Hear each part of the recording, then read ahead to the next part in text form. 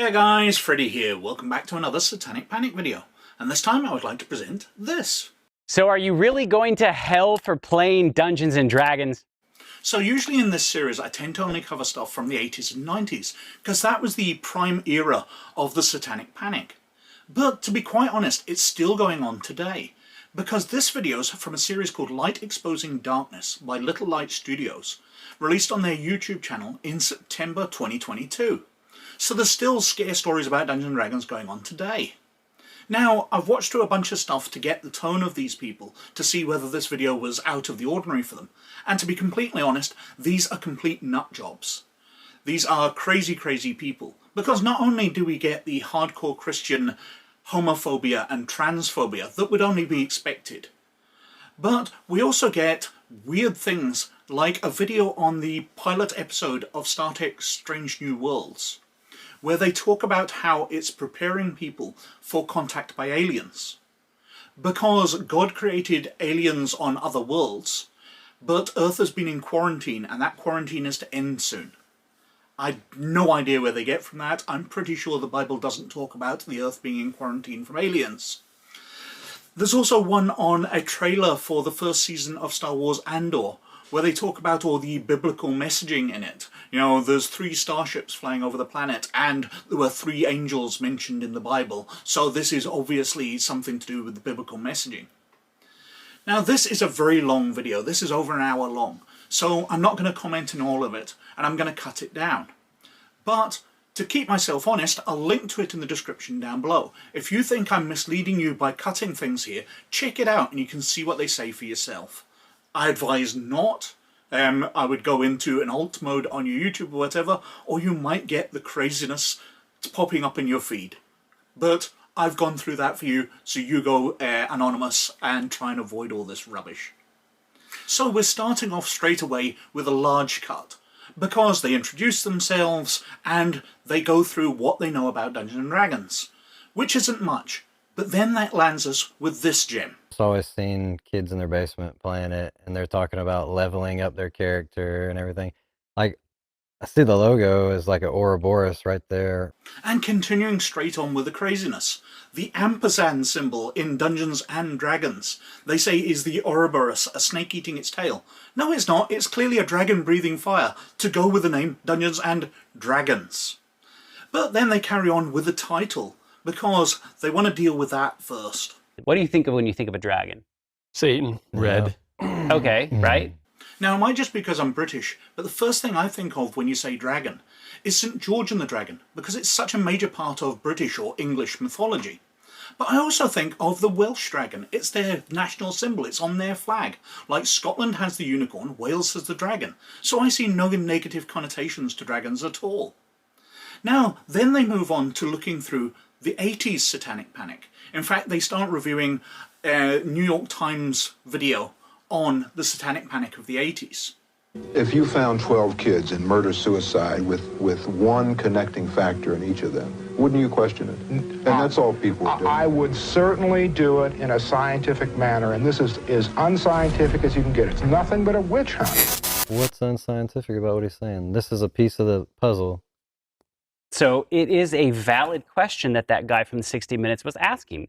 If you see a bunch of kids that all of a sudden have these tragic ends and there's this common denominator, as an investigator, would you not want to explore that and say, is there some reason that this game could potentially be leading? Now, maybe people that are drawn to that type of game, it might not be the game that caused it. So, if somebody pointed out a link, you'd want it investigated, would you? Okay, well, here's an article. I'll put the URL down below me as well, so you can check it out for yourself. In this article, it points out the 10 states with the highest church attendance are in the top 15 states for gun deaths.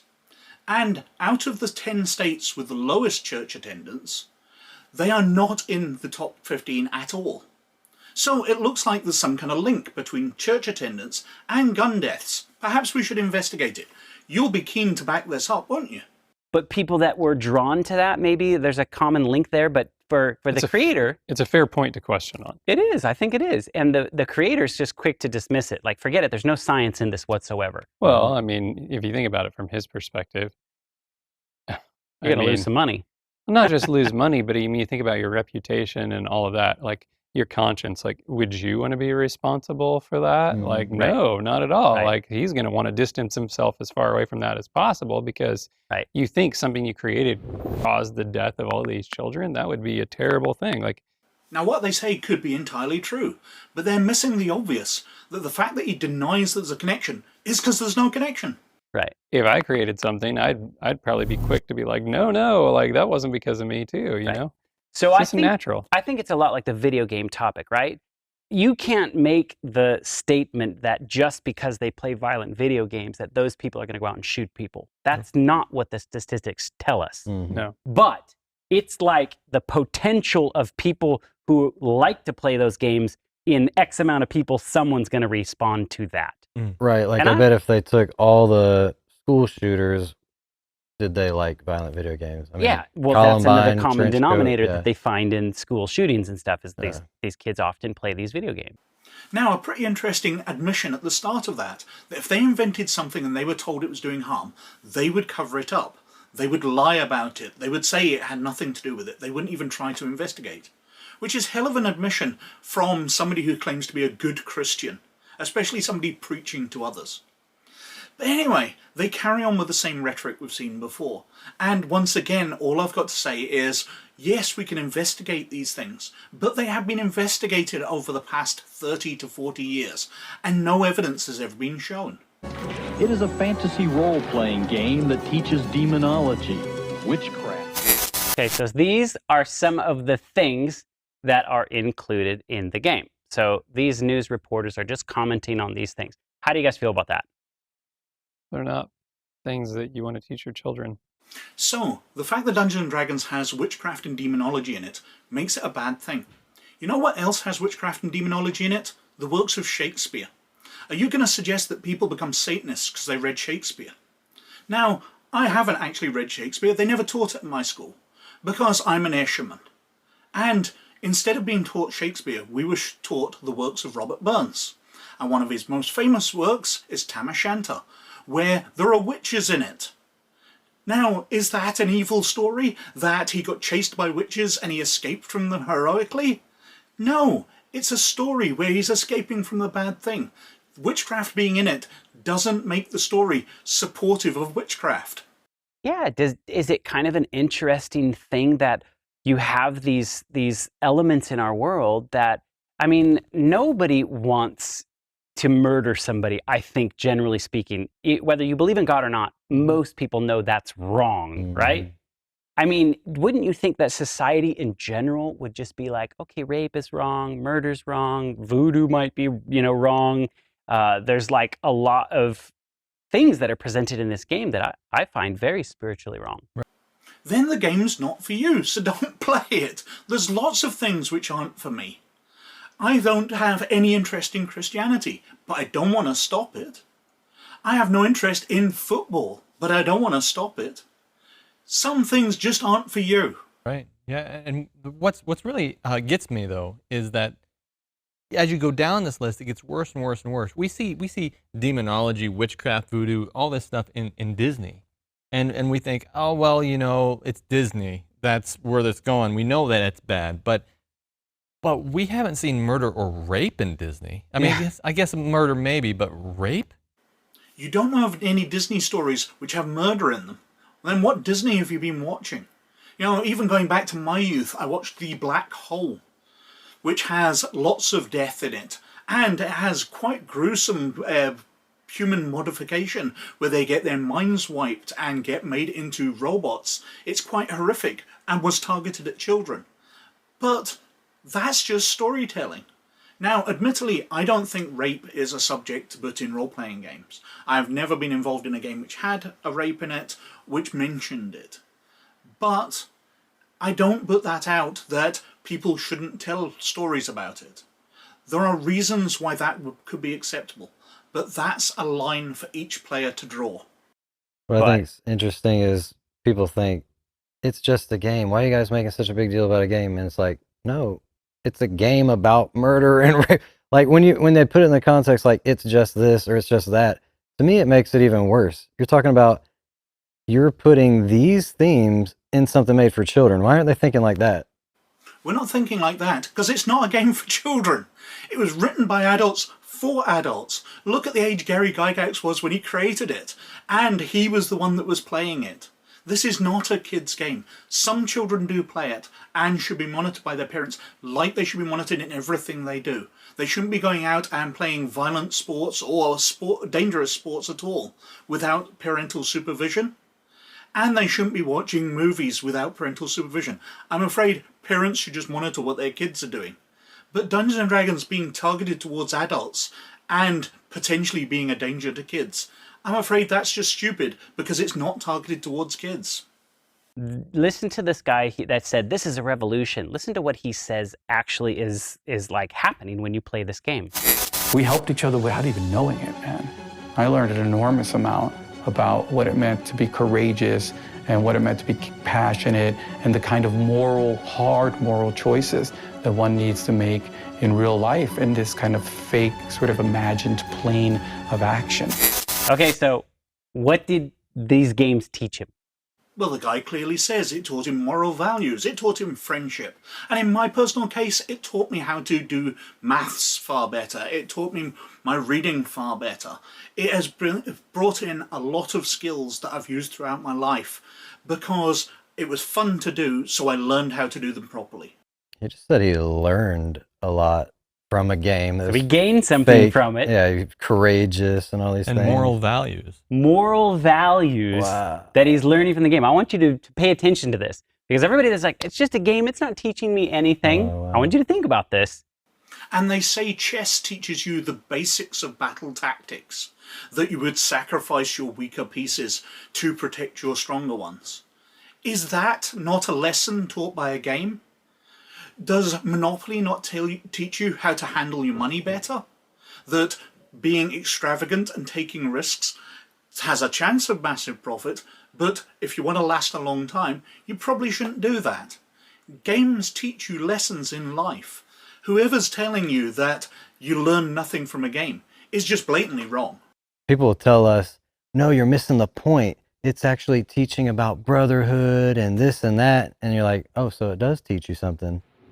No, you know what I'm saying? Like, it doesn't teach me anything, but if they're defending it, yeah, it teaches you about, uniting together. The good things, not the bad things. Right. Yeah, only the good things. Yeah, or it's full of a bunch of bad things, but I'm only going to remember the good elements like friendship and this and that. But Right. you're using like demonic potions and everything else, right? Now, if you excuse me, I'll make a little example. So you're playing Dungeons & Dragons with some friends of a night. You are having a good time with them. You're cracking jokes. You're having fun. And in the game, you're trying to save a village from some monsters. You're fighting a great battle.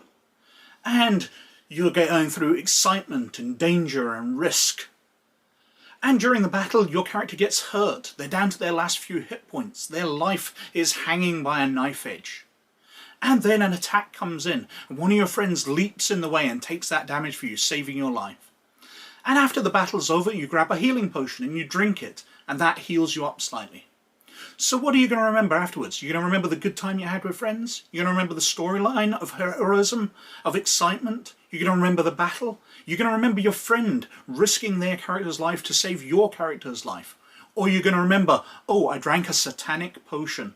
But oh, we were friends. We got along well together. And it's like, you can't just all of a sudden say that those are the only elements I'm going to walk away from this when it's like there's all this other evil stuff that the Bible tells us to steer clear from. But you're putting the emphasis on the evil stuff when it makes up such a tiny portion of the game time. During the session I explained, which could be 3, maybe 4 hours of set over an evening, 30 seconds are taking the potion. Casting magic spells is almost instant in the game. They're tiny parts of the overall storyline and make such a little influence on it. They are just tiny things that you are focusing on as being bad. Listen to this. The American Academy of Pediatrics says that in this media-saturated age, it's important for kids to use their imaginations in free play. And in a twist, the role-playing games that set off a moral panic in the past may look more like a solution than a problem to today's parents. Yeah, imagine that. Strange, isn't it? That a game that encourages critical thinking, logical thinking, teamwork, even mathematics as you add up the dice rolls quickly, that's considered a good thing. That's shocking, I'm sure. It's a great thing to dream yourself in other places, and it helps understand who you are. It's just nice to spend a lot of time thinking, imagining, in a group, collaborating. Bobby is awesome. Imagination is a good thing, man. Very powerful. I think Is that Snoop Dogg? No, but I think it's really interesting that he's reading an article about the American Pediatric Society that's basically like, hey, it's a good thing for you to use your imagination. And he ends this with, this is a powerful thing. Yeah. Yeah, it's totally shocking that encouraging kids to be better is a powerful thing. Oh, I'm sure you're going to find a bad twist to find on that. Here is one of the guys who, these are the guys that make the videos for Vox, okay? So you're getting a little window into their office as well. Check this out. We're on an epic adventure, defending a village from an army of dog monsters and trying not to get ourselves killed.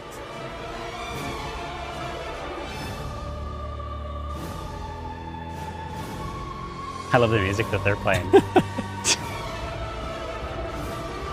I know the editor had a little too much fun with this. Yeah. Welcome to the magical world of Dungeons and Dragons, the best game I've ever played.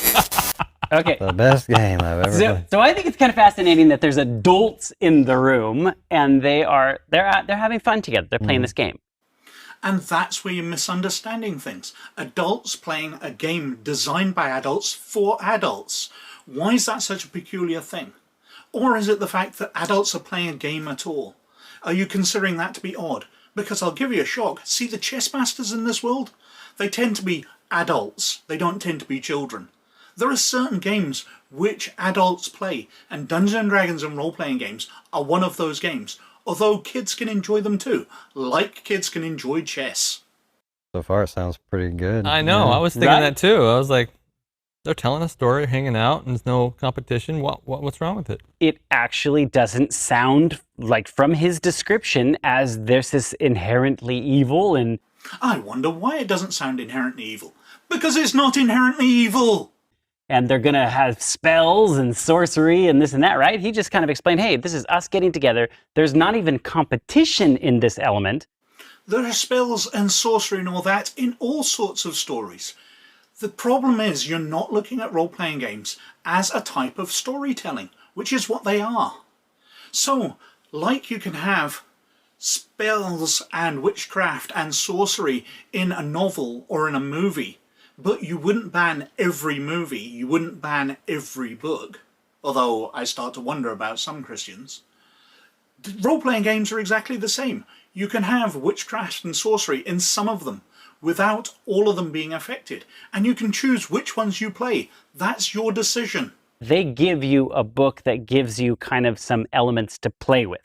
So this isn't just like, I'm going to make a story about a flying unicorn and it's going to do this, right? It's literally like still guiding a little bit of the story about dragons and dungeons and stuff like this, okay? So yes, it's a game. It has rules. Why does this shock you?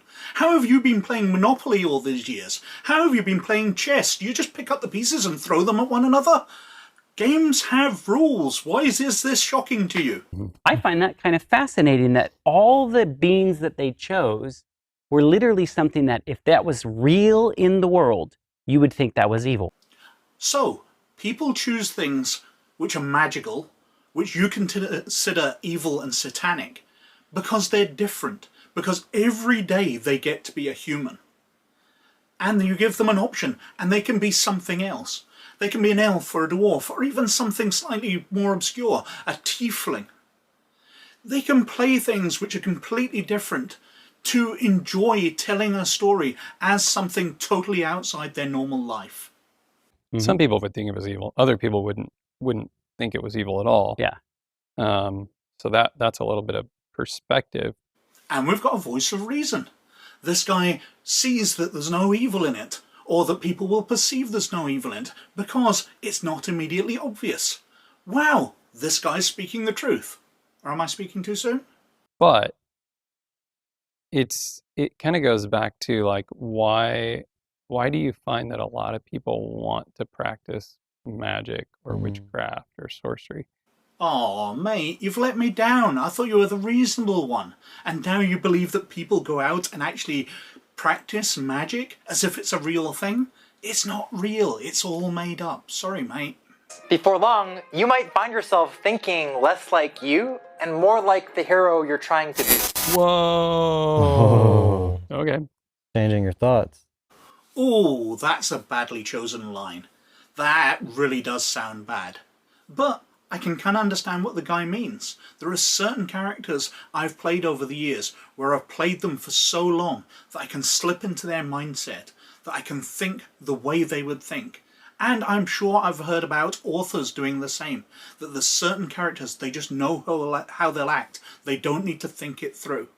And why is role-playing any different from being an author or being an actor who can just slip into a role because you know that character so well? Notice what they said. Here is your character. Here is a rule book. I mean, I was always kind of watching that. I was just like, and people hate Christianity because you just have all these rules. No, this is the stuff I don't that need the your world book is telling to know you that morality. it works around too. Guys, games have rules. How have you managed to get through this far in your life without realizing that all games have rules? Go back to the schoolyard. When you are playing noughts and crosses, tic-tac-toe, whichever you call it, there's rules to it. You go in sequence, you're trying to get 3 in a line. Those are rules. If you're playing hopscotch or whatever, all games have rules. Why does Dungeons & Dragons having rules come as such a big surprise to you? The problem that people have with Christianity and its rules is it's telling you how to live your life, not how to play a game fairly. Here I'm hearing the language of role-playing actually affecting people. Does it really truly affect people? So I started digging around on the internet like, what is role-playing and who role-plays? And look at this. There is scientific medical journals that talk about the use of role-playing in behavior modification therapy. Wow. Now, while they might share a name, role-playing in a scholastic setting is very different to Dungeons & Dragons. Firstly, you don't often get asked to roll for initiative. But secondly, you get to think a lot more in Dungeons & Dragons. You get to think over your actions. It's far more tactical, rather than you just having to act things out instantly, which is what role-playing in a scholastic setting is, to hammer in the role, to get you used to doing these things.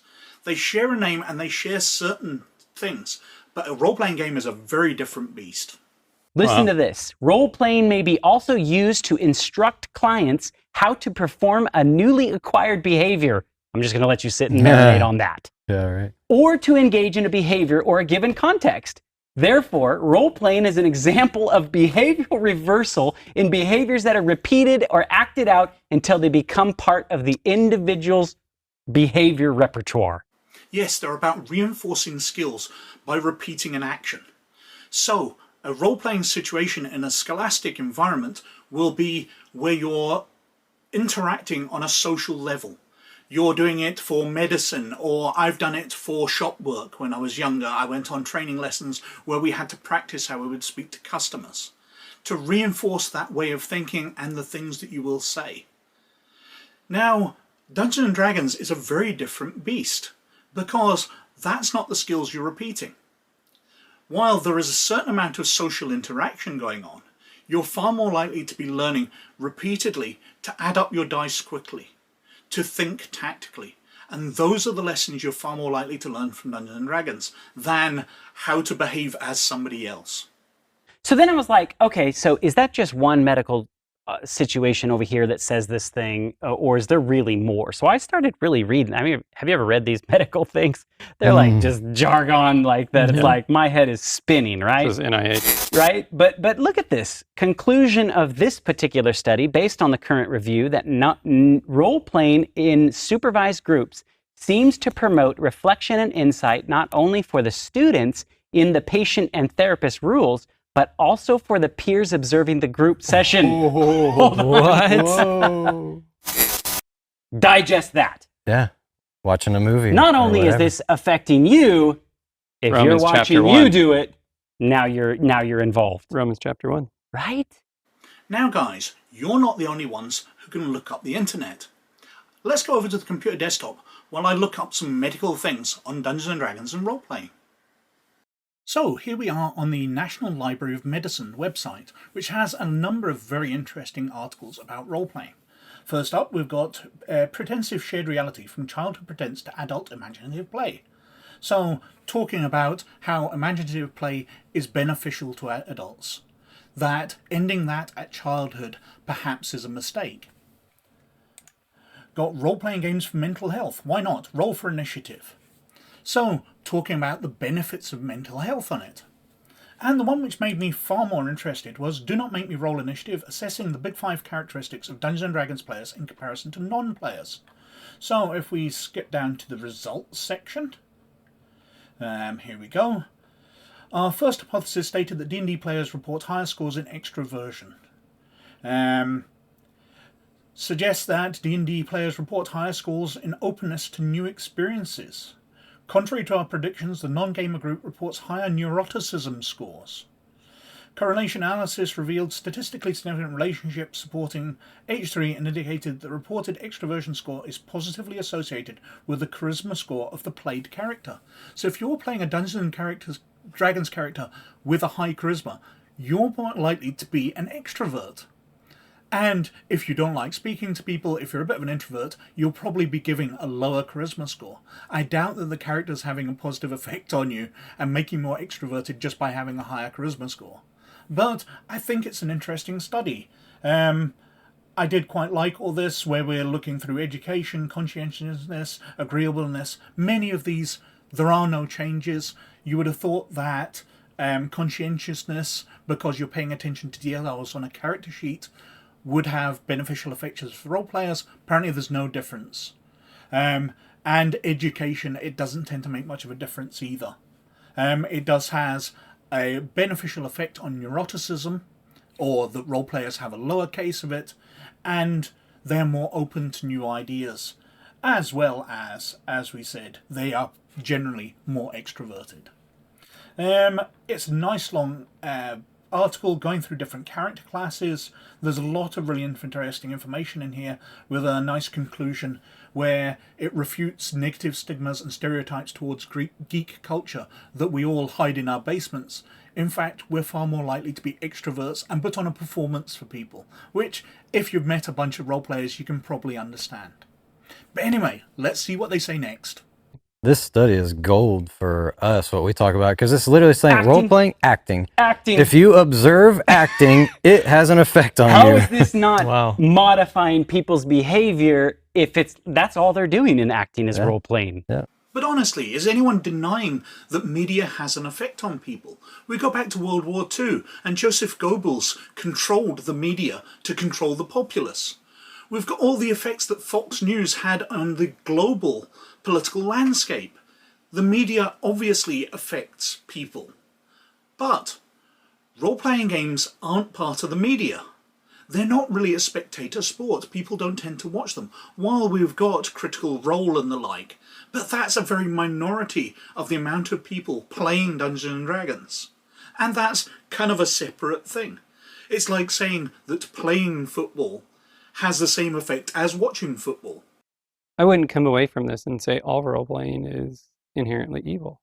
Right. I would say it's a method that we use to learn. Yep. And it can be exploited for the wrong purpose. Yep. And so... And he's sounding all reasonable again. But he's fooled me before, so I'm not trusting him. But he's kind of right. Role-playing games are just another version of storytelling. And much like writing, novels, movies, television, all of those, you can tell good stories and you can tell bad stories. But you don't ban them all, and you don't complain about all of them, just because some of the stories are the ones you don't like. So, let's get back to Dungeons & Dragons. We started this out. Okay. Are you going to go to hell if you play Dungeons & Dragons? What would you say? Well, obviously, I'd say no. But strangely enough, most of the guys on the sofas there say no as well. But this is a trick. Let's see what he says next. It was a trick question that I asked that. This is one of the creators of a modern version of the Dungeons and Dragons, and they literally want to take the players to hell. Oh. So in Baldur's Gate, the descent into Avernus, you are taking us into a very different realm. Hell, essentially. Yes. Well, not essentially. It really is hell. It really this is is. Avernus. This Yes. is the land of devils and also some demons. Why do you hate players? Why did you want to send them to this location? Oh, you little scamp. You think you've caught us there, don't you? They literally say, we want to take your mind, your character, your play, straight to hell. We always wanted to see what hell was about, you know? Now, descent to Avernus wasn't something that I was particularly aware of. So, I decided to look up something.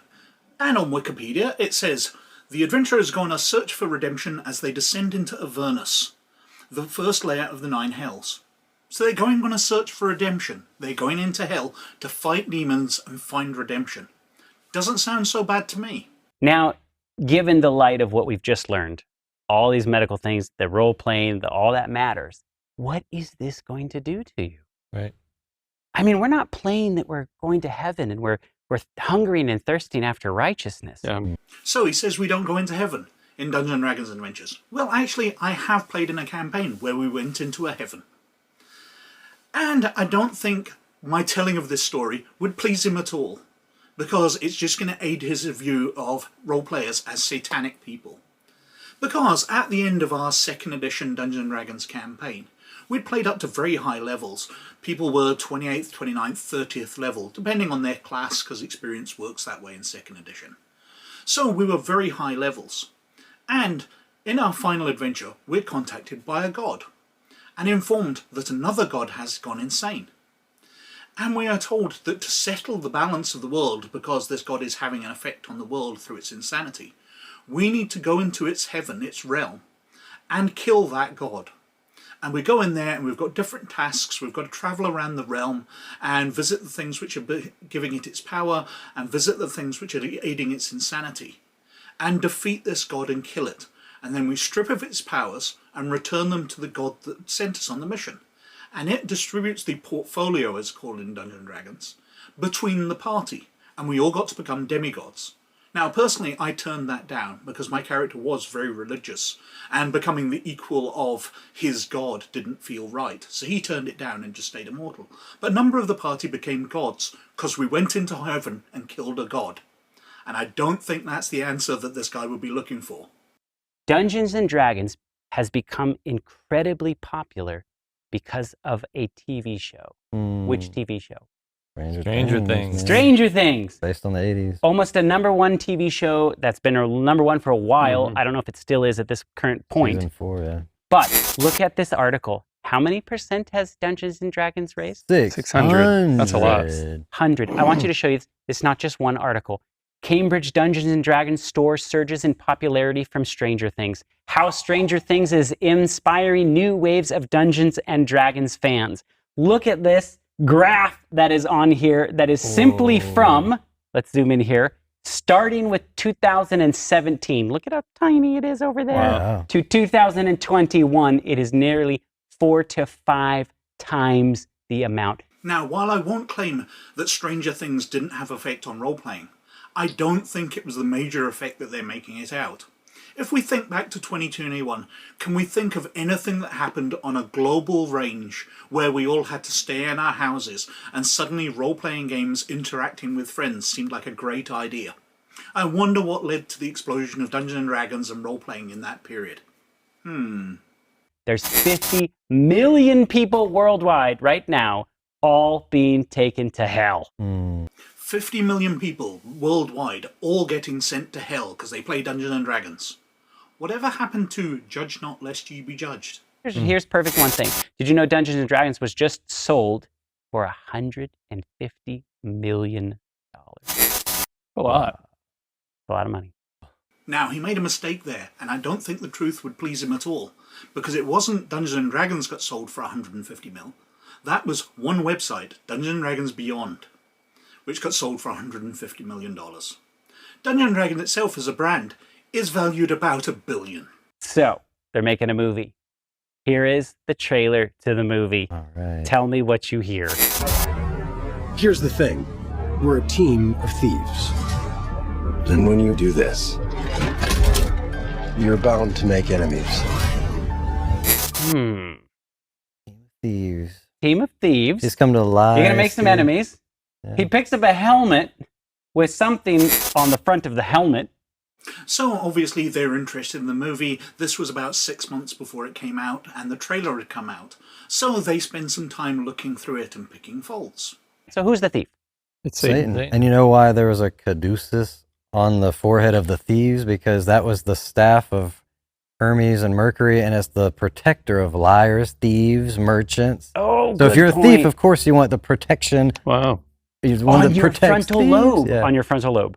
So they ask what you think of when you hear the word thieves. And what I think of is Robin Hood, the prince of thieves, will you have you. Steals from the rich, gives to the poor. A very positive image for thievery. Now, while in real life thievery is obviously a generally bad act, we're talking about fictional, romanticised versions here, where it's a positive thing. And that's folklore, that's part of the storytelling tradition. They also mention that the helmet has the caduce on it, which is the sign of medicine, the intertwined snakes around a staff. Why they're making it a sign of mysticism, I don't know, when it's on most hospitals. And anyway, it's not two intertwined snakes, it's a couple of dragons, because this is Dungeons and Dragons.